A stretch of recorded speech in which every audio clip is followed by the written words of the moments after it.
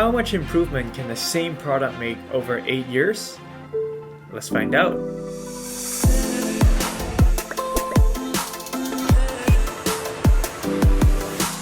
Hey everyone, welcome back to another video. So a little backstory here. This right here is the GoPro Hero 3 Plus, and it was technically my first camera. I was really excited getting my first paycheck back when I was in high school working at a bubble tea shop. So with my now business partner and then co-worker Jerry, seeing that GoPro trailer with that epic edit, we were like, we have to get this. So we ran to the Apple store literally right after work to get this camera. I think it was like $4.99 and we paid cash for it. I only have $50 with me, so Jerry paid for the rest. I actually never paid him back, so he technically owns like 90% of this camera. Anyway, 8 years blew by and a friend just gifted Jerry a GoPro Hero 10 Black. So what's a better opportunity to look at these little action cameras to see how much they have changed over 10 years. There's really no point for me to do a detailed spec comparison between the two, as the 3 Plus is almost 9 years old, and obviously the Hero 10 will beat it in everything from frame rate to resolution. So instead I want to focus on these three things: image quality, stabilization, and usability. The Hero 10 here has Hypersmooth, but the 3 Plus doesn't. So instead of just hand holding them, I rigged them up on a Ronin S to get some footage that is easier to compare for this image quality part.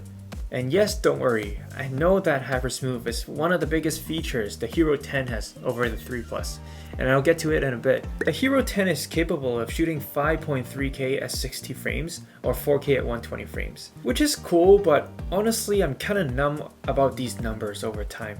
I feel like 5.3K is such a off format that it doesn't really bring too much to the table unless you're cropping in a lot or just zooming.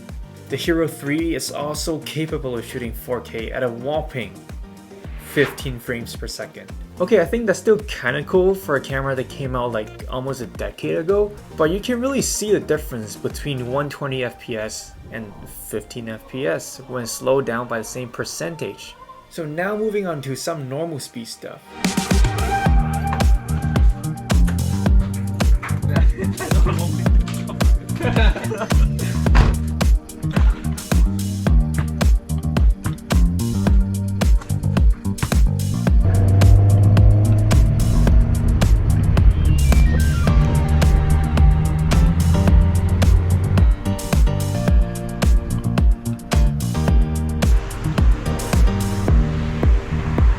Honestly, the difference is not as big as I imagined.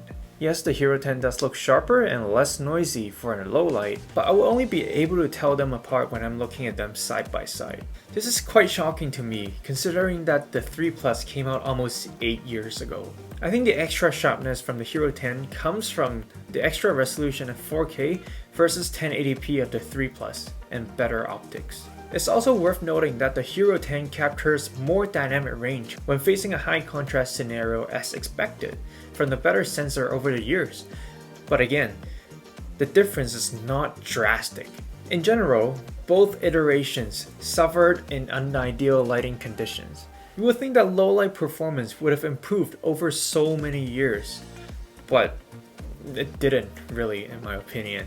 I think the overall theme for this image quality comparison is that, sure, the Hero 10 is better in every way from clarity to color reproduction, but other than the fact that the Hero 10 shoots at 8 times the frame rate than the 3 Plus at 4K, I really don't think the changes are that drastic for an 8-year gap.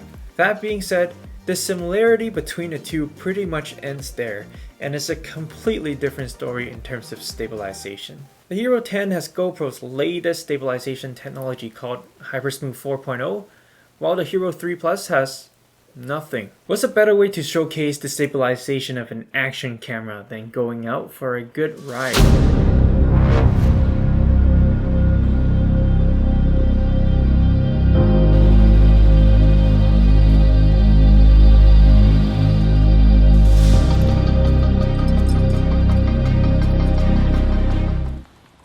Who am I kidding? Riding season's well over in Vancouver.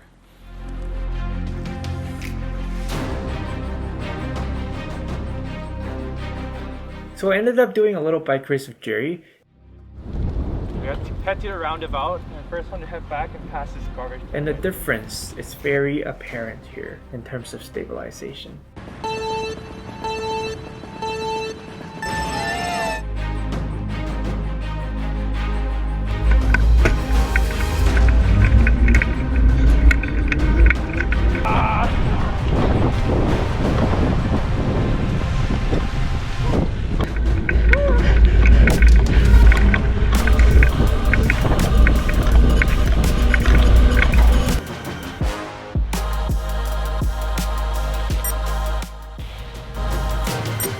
While the Hero 3 Plus was shaking up, down, left, right, everywhere during the race, the Hero 10 was gliding through it. This day and night difference makes the Hero 10 a lot more usable than the early iterations of GoPro.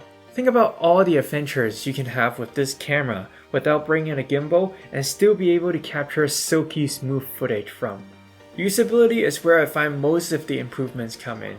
Every year GoPro improved their design and interface, and surely the Hero 10 is miles ahead in terms of how user-friendly it is. Firstly, the Hero 10 has 2 screens, while the Hero 3 Plus has 0.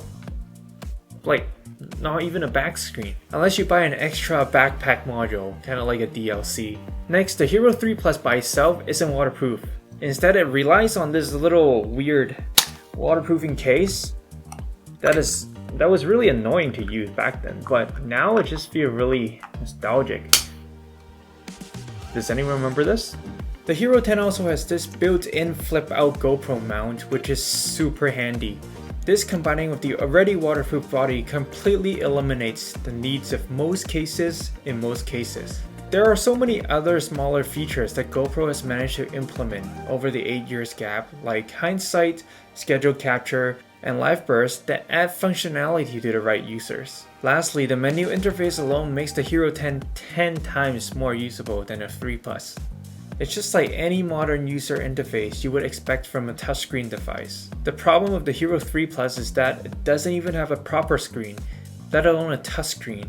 It does have a little black and white screen on the front that you can adjust essential settings from, but with only 2 buttons. Controlling it is a huge pain, and most of the time, my shot would be long gone after I set it up properly with the 2 buttons. So yeah, the Hero 10 is better in many ways. Cleaner picture, higher resolution, more dynamic range. But more importantly, it comes with great stabilization and is way easier to use. But consider that the Hero 3 Plus is almost a decade old. I have to give GoPro credits for how usable this camera is in 2021. If you just need a cheap action camera that you can toss around, beat it up, or even potentially losing it, the Hero 3 Plus might be a great affordable option for you because it's only a tenth of the price of a new Hero 10 in the used market right now. That's all I have for you today. Thank you for watching this video, and remember to like, subscribe, and stay safe, and I'll see you next time. Peace!